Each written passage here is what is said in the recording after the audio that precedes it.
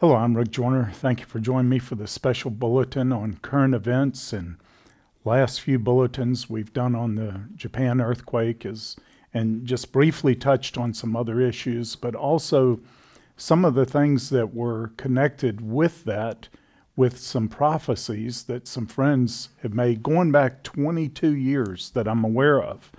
And we've been finding some of those old prophecies. Many of you have called in and requested or emailed in, can we, run some of those old prophecies? And we didn't record a lot of things on video or audio 20 some years ago. A lot of that, some of that went out in bulletins. And, to be honest with you, we just don't have staff. I am my research staff right now. So, and I don't have the time to go back through all the journals and everything, but we've still found some of them. And that's what I've done. I've just prayed, Lord, bring some of these up. It would be good to go back to the original words and all. And we have happened upon some things. And so I will be sharing them as we find them, going back to the old original words. I have spent quite a bit of time with Bob Jones, who was the source of a lot of those prophecies and some other very accurate prophecies about earthquakes and disasters that took place. So I think we got some real clarity on that. Also, I did want to mention, I heard from a number of you that I got the scale wrong on the Richter scale and how that is multiplied. And I believe I mentioned that the Japan earthquake was 8,000 or 6,000 times stronger than the Christ Church. I actually did read that, and I did find where I had read that. So they must have made a misprint too, but that should have been hundreds instead of thousands. I did go back and check out the Richter scale, and each point on the scale does go up 10 times, not 100 times. It is like a 6.1 would be 10 times stronger than a 6.0. It would not be 100 times strong. Hey, several hundred times stronger is still pretty powerful. It was kind of like, watching, and I guess even the government and news organizations do the same thing. And of course, it'd be good not to, but reading how the report of the extra radiation coming out of that reactor, it first came out 10 million times, then 1 million times stronger than normal, and then they finally said, we made a mistake. And that was really exaggerated, and we just made a mistake in reporting that it was not 1 million times stronger. It was only 100,000 times stronger than normal. That makes me feel a lot better. I don't know about you, but just 100,000 times stronger than normal. We've got some problems. We've got some real issues out there, and but I really appreciate you guys. Really are my research staff. And when we make any kind of mistake like that, we really want to get it right. We want to be accurate and really appreciate you doing that when we, letting us know about it when we do make a misstatement or mistake like that. But also, if any of you have some of those old prophecies, we're going to try to go back to some of the conferences over 20 years ago when we know we talked about some of these issues and bring them out and, examine, see what we shared in those conferences. And to be honest with you, over 20 years ago, there's some things, I don't remember if we talked about them in the green room, in the back room, or out front, or whatever. But I do remember writing some of it down in my journals. I tried to always do that when it was major events, but I've got to just find some of those old journals and go back to them and then find some of the things I wrote about these. But we've gone back and reconstructed the prophecies, me getting with Bob Jones and all, and I think I've shared them very accurately so far. But I want to talk about somebody else who had a prophetic revelation that I think concurred with these things and have had a number that have come to pass. And that is Jim Bakker, who, of course, built the Heritage USA, the old PTL property. And, of course, he's well known for both the good things he did and some of the troubles he had. But he's started another ministry out in Branson, Missouri, and I've tried to help him as much as I could after he got out of prison to, I believe in restoration And that means if a man's caught in any trespass, those who are spiritual restore, according to Galatians 6:1. And I've been very engaged with Jim, but he's had a real impact on me too. But because right after he got out of prison, we spent days together. And I spent, a lot of time asking him, what did he do wrong? What would he have done again? What would he do if he had the same chance to do again? I think he's having the same chances now. He's building an incredible place out there in Branson and doing it much better and doing it right, I think. But, he had wisdom, I thought, that could protect us so that if we would just learn the lessons, we wouldn't have to make those same mistakes. And I appreciate him being so candid about it. And he ended up writing a big, thick book called I Was Wrong, where he tried to write and explain the mistakes that he had made so others wouldn't have to make those same mistakes. But then I noticed right away, Jim Bakker having some amazing prophetic revelation, prophetic gifts. I was sitting in my cabin up in the mountains one time, and I was sitting there praying over Revelations 12 through 14, asking the Lord to give me understanding of those chapters. And there was a knock on the door, and I went to the door, and there's Jim Bakker standing there with both arms filled with books. He said, I had a dream last night about Revelations 12 through 14. I've got to share this with you. And he had already spent the whole morning doing all this research and concordances and everything on his dream. I said, come on in, talk to me. And I believe that he had some tremendous revelation and insight into those chapters. So I've always been keen to it. But on New Year's Eve, we have a New Year's conference every year where we seek the Lord for words for the coming year. And New Year's Eve, our New Year's Eve conference in 1999, Jim Bakker was one of our speakers, and he woke up in the middle of the night and got a download from heaven, 31 things that he saw that were going to unfold. And I remember that conference when he shared those 31, he shared them with Bob Jones and I before the meeting. And we were just thinking, well, some of these things we've heard before. We believe the Lord's shown us, but some of them, it was just, we didn't know what to do with them. But we did feel like he was supposed to share them, and he did. Well, as of right now, I believe 30 of those events that he foresaw have come to pass. 30 out of 31. There's only one left. The last one that was fulfilled was the Japanese earthquake. He shared that in his vision. Now, in that revelation, one of the things Jim Bakker had was that there was going to be a terrorist attack in New York City and on a defense facility in Washington, D.C. Of course, that happened just a couple of years later on September the 11th, the 9/11 attacks. And Jim saw in his vision people running in the streets in terror. And of course, when that happened, it really got our attention about the other things that Jim had seen in these 31 things that the Lord had shown him. So I want to show you just a little clip of what he was shown, of Jim sharing these things over the last few months. So take a look at this clip, and then we'll be right back. On New Year's Eve of 1999, God gave me 31 things in a prophetic word in the middle of the night. I got up and I wrote them down. One of the 31 things that God showed me was that there would be a great explosion in New York City.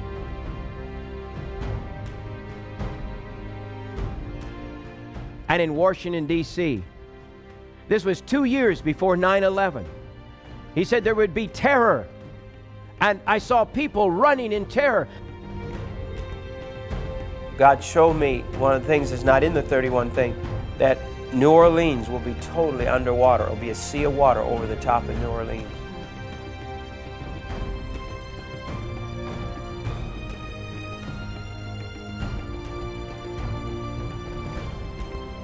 The Lord gave me a strange word for March this year. He called it Major March. I believe March is going to be a month of major events. Now, the Lord has spoken to me. There's coming a 9-point+ earthquake somewhere.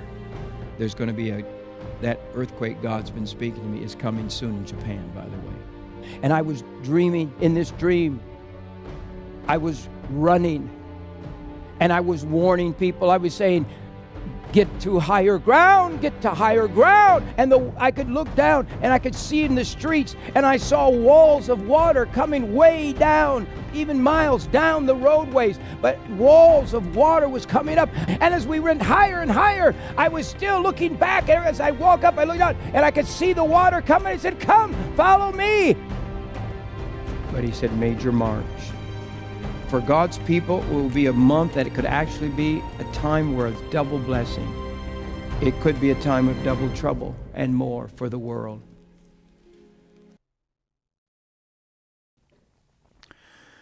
Very interesting, wasn't it? And I know a lot of you, especially those who were at that 1999 conference, have, looked back on those things, and we're going back to, we're going to record all 31 of those and how they've been fulfilled. We'll try to get those to you. Like I said, we're a little short on staff.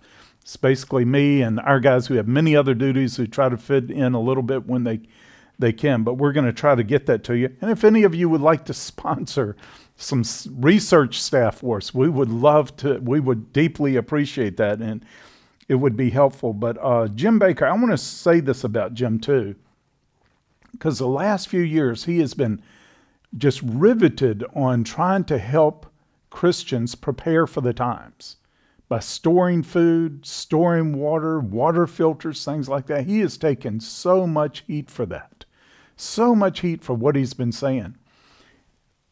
If you could have seen the pictures I saw last week, I went over to Branson, did a few shows with Jim, but to see the pictures they've been getting from Japan, from people who had ordered that food and that water, and what it has meant to them in this crisis, to see the big smiles on their faces while they're hugging those buckets of food. And their reports, one of them said, everybody in their neighborhood is spending almost all their time, hours and hours a day, standing in lines to get a little food or a little water, sometimes get to the end of the line and there's no food and water left. And they said these people who listened to Jim, who ordered this stuff, did not have to stand in those lines. Now this is crucial because some of these things are going to come to us. They are happening here. That's why we went down to become a part of the Katrina crisis. The Lord showed us this is going to come to your own country. You've got to be prepared for crises and know how to function in them and help other people. Well, those people who had ordered that food, who had, each one of those buckets is like a year's supply of food, and having their own water and water filters that will filter out just about everything that everybody's concerned about now. And Jim was even giving out bottles of iodine that everybody, worldwide, that's almost impossible to get right now because the run on it, because of the nuclear accident. Jim already had a storehouse full and was giving them out free over there in Branson last week. If you ordered anything, he was sending you a bottle of that. And he has been prepared. He saw these things. He took action on it. He stayed focused on it. He took years of ridicule on it. Some people heard, and those people are ready. I think a lot of other people are hearing right now too. No, we've got to, I've been telling our own people for several years, we need a supply of food at home. We need a supply of water and water filters and things like that. We have to do that or the times are going to catch us and we're going to be caught in a terrible situation if we don't hear. Remember the ones, according to Jesus, who build their house on the rock are those who hear the word of the Lord and those who prepare. Now, I'm going to come right back in just a minute, and I want to talk to you some more about what was seen concerning California and impending quakes and tsunamis in California. I know this is a big question with many people. Those were a part of the original prophecies, and we need to talk some about that. I'll be right back. This tells the story of the incredible prophecies that we received concerning our ministry and how they were fulfilled specifically and accurately. I believe it is not only encouraging but instructive stories about how God uses prophecy. There's a reason why the Lord commanded Israel to recount the great things that He had done for them generation after generation. And we're trying to be obedient to this. We greatly appreciate the way the Lord has spoken to us so specifically, so accurately, and how much it helped us to have that foreknowledge of what He wanted us to do. This is the way we believe it is supposed to be in the New Testament. This is a story about that I think you are going to really get a lot out of, but also I think there's going to be a faith imparted to you to walk in this, or maybe even much more. That is your destiny. The Prophetic History, Part 1. I believe it is the time now that the church has come up to our Jordan River. We're about to cross over, and we're about to start possessing the promised land of God.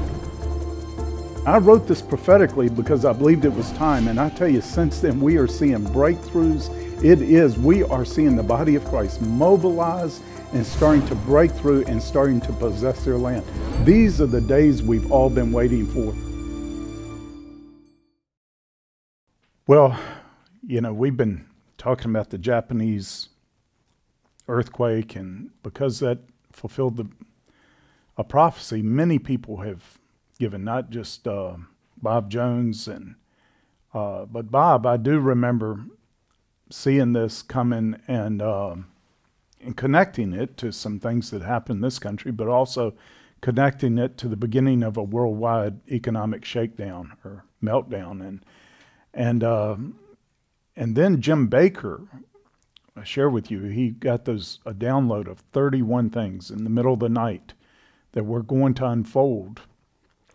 And that was at our New Year's conference in 1999, and how they really unfolded. And some of the more dramatic ones, the terrorist attack on New York City and a defense facility in Washington, D.C., that was 9/11. And how he saw people running in the streets and all, it all unfolded just like he said. And now we're down to where 30 of those 31 seem to have all been fulfilled. And the most recent one was the Japanese quake that Jim had also foreseen, and that he saw the same thing, that it would begin an economic meltdown, economic shaking worldwide. So what does that meltdown mean? And we're going to talk some more about that. We've already discussed it a little bit. Doesn't mean the end of the world, and doesn't necessarily mean the end of our economy. But we really need to talk about some practical preparation for that. But also a part of Bob's word, and I talked to Jim Baker about it too, was that after that, now I talked to Jim, he remembered talking to Bob Jones on New Year's Eve, 1999, before he shared these 31 things. He remembers talking to Bob Jones before that meeting. I was in there also, and how Bob was connecting it. He said, yes, there is coming this big earthquake in Japan, just as Jim had seen, and that it would begin the economic meltdown. Bob had the same thing, been saying it for years. He said, but also we don't have to worry about the big one coming to the west coast of America until after the big Japanese quake. We can be at peace, we can be at rest. But Bob was emphatic even in 1999. Because I've gone back and seen some video there too, where Bob was emphatic back then. He was telling people to move from our west coast even then. He said, it's time to start moving out. I went to the Lord, sought the Lord about it back then, years ago, and more than 20 years ago. It got my attention a little more when Jim Baker had seen the same thing coming, but I felt that the Lord told me to tell people not to move unless they heard from him until the Japanese quake. And then after the Japanese quake, that needed to change.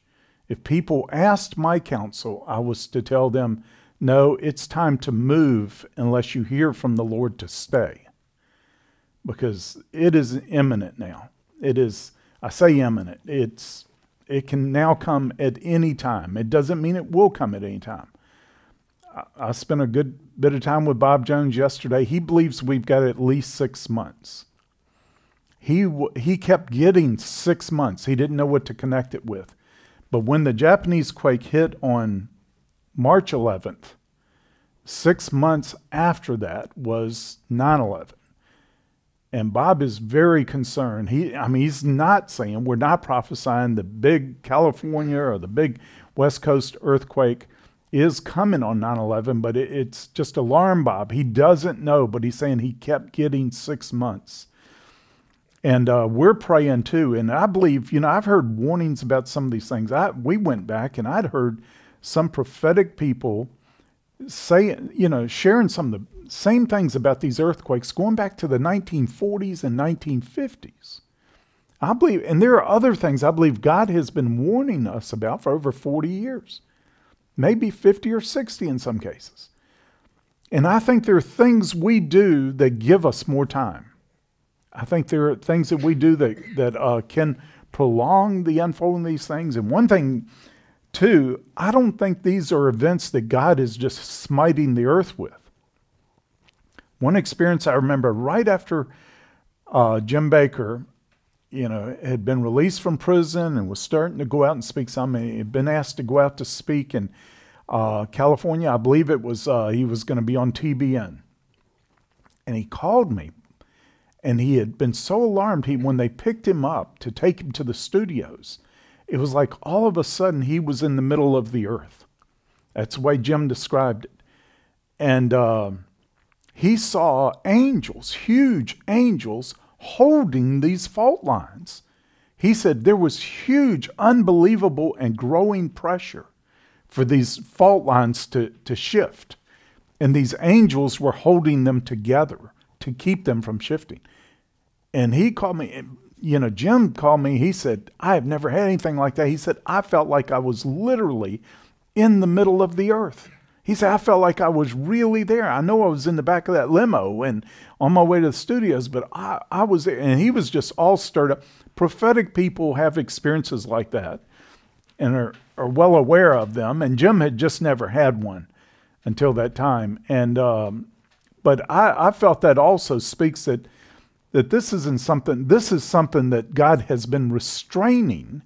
And what is going to happen, there's a time when he removes his restraints from the events that are coming on the earth. It's like the 4 angels that he sends out in Revelation 7 to hold back the 4 winds of the earth until his bondservants are ready, until they've been sealed in their foreheads. So I feel that these are restraints that are being taken away, and I believe there's some things that have caused us to compel the Lord to hear and give us more time, and that's what I'm praying now too. Lord, give us more than 6 months. 6 months is not enough time. But I've been praying earnestly for those who are supposed to leave that region, God's people, that they would have first the sense to seek the Lord for themselves and hear for themselves. If nothing else, all this controversy is causing, I think, that to happen with a lot of people. And hear for themselves and do what he says. Don't linger. Don't mess around obeying the Lord now.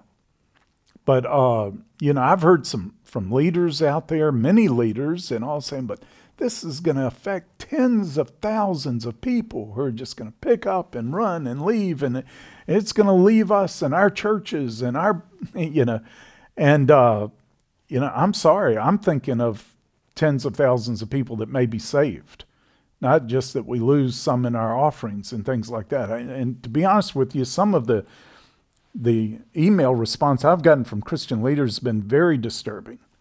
To me, it's been almost entirely about, their own budget, to be honest with you. And that's tragic. Now, we've got to think of the people, not our stuff. And some people saying, well, the Lord told me to build this $10 million building, so I know I'm supposed to be here. Maybe you are. Maybe he's going to protect your building. I believe there can be Goshens. But I tell you, $10 million doesn't mean a whole lot to the Lord. In his economy of things, he could have you build a $10 million building to reach one person and then move on. And we don't understand, but why would he call Philip to stir an entire city of Samaria? He's got a citywide revival coming, and the Lord tells him to leave that, goes talk to this one man out in the desert. I think a lot of our reasoning is human reasoning, not God's reasoning. But I do believe it is time.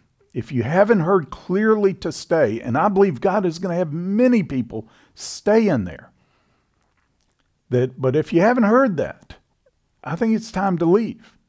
Now, if you have any questions, seek the Lord. Hear for yourself. His sheep know his voice, and they follow him, not prophets, not pastors even. They follow him because they know his voice.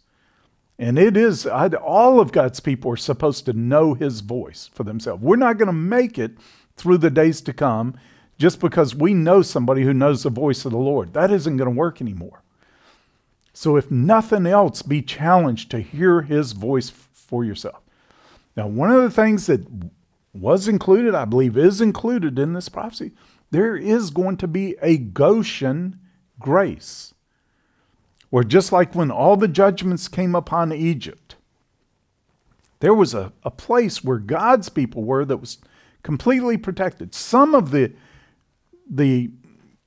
plagues did come upon Goshen too, the darkness and everything. There were some that came upon there too, but generally it was a very protected place. And I believe God is going to make a distinction in some of the things that are coming between his people and their people. And if you stay in confidence. If you leave in confidence that it's the Lord.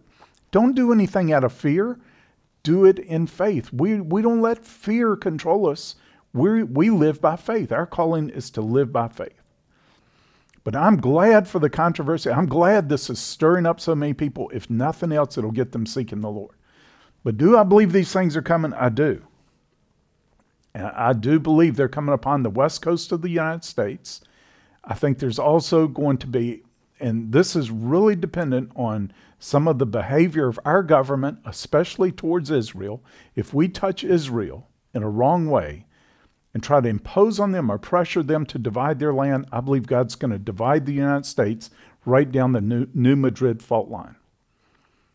And others, I know prophetic people, good friends, good trustworthy friends, know the Lord, know his voice, who've seen this. They've seen the Mississippi River divided, become so wide, there were no bridges across. You couldn't make a bridge.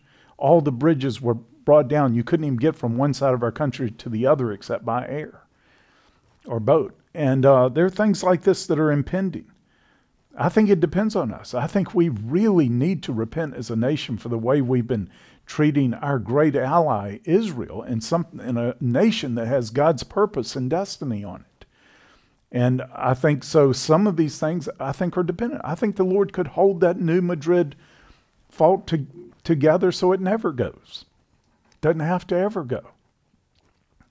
But I think if you see certain behavior on the part of our government, I would get away from that too. Last time that went, in a major way, it rang church bells in Boston. I mean, there were whole pioneer towns back then that disappeared. They don't know where they went.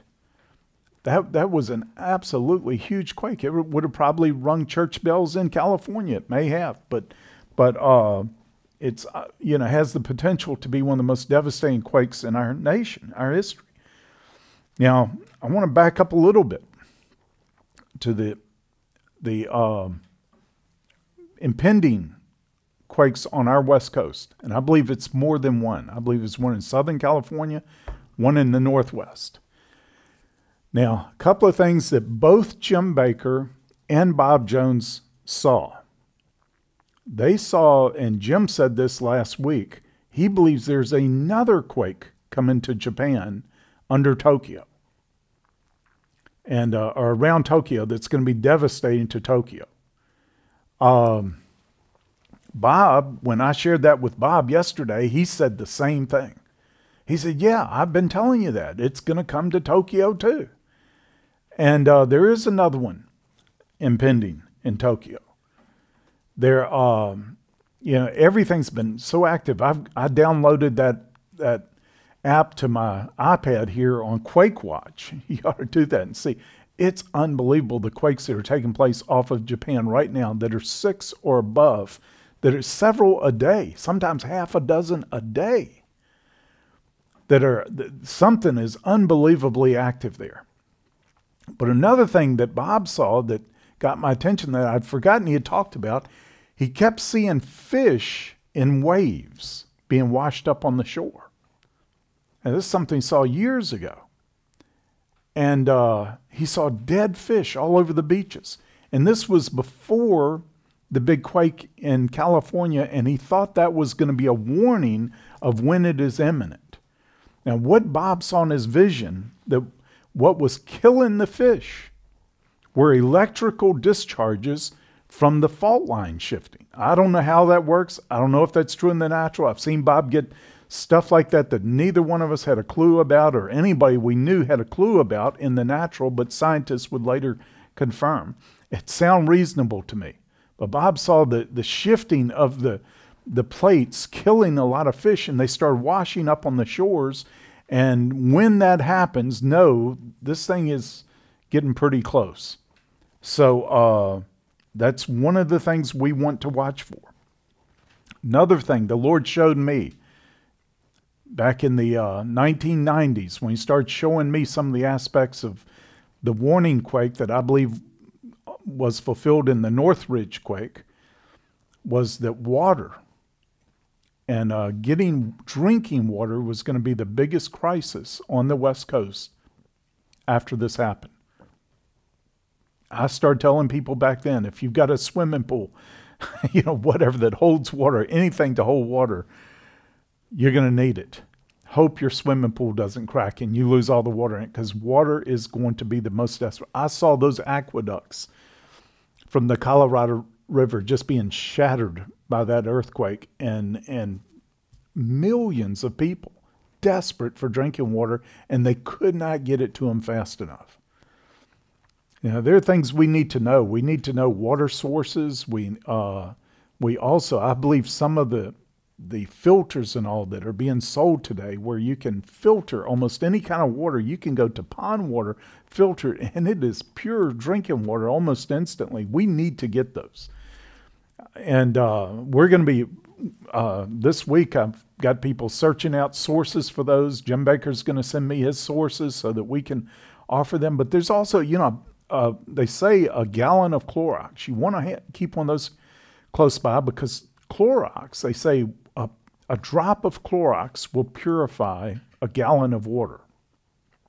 So I imagine that depends on, just how polluted or whatever the water is. But there are things like this that we really need to know and to be prepared for.